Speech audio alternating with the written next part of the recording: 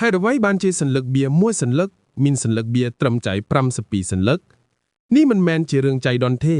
តាមពិតទៅសัญลักษณ์បៀនីមួយៗតំណាងឲ្យអត្ថន័យរបស់វាសัญลักษณ์បៀមួយសัญลักษณ์គឺជាប្រតិទិនខ្នាតតូចមួយនៅខ្មាំងដៃរបស់អ្នកចូលយើងមើលសัญลักษณ์បៀទាំង52សัญลักษณ์តំណាងឲ្យ52សប្តាហ៍ក្នុងមួយឆ្នាំសัญลักษณ์បៀនីមួយៗមានសัญลักษณ์បៀចំនួន13សัญลักษณ์ដូចជាសัญลักษณ์បៀនីមួយៗមាន13សប្តាហ៍ដែរសัญลักษณ์បៀជូកឺធំតំណាងឲ្យពេលថ្ងៃខណៈពេលដែលសัญลักษณ์បៀជូកឺតូចតំណាងឲ្យពេលយប់ប្រសិនបើអ្នកបូកតម្លៃទាំងអស់ចូលគ្នា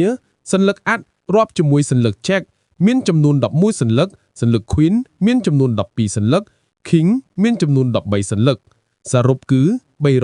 364ការបូកសัญลักษณ์បៀជូកឺមួយសัญลักษณ์ធ្វើឲ្យវាคล้ายជា365ប្រសិនបើសัญลักษณ์បៀមានសัญลักษณ์បៀជូកឺ2សัญลักษณ์ឆ្នាំនោះមាន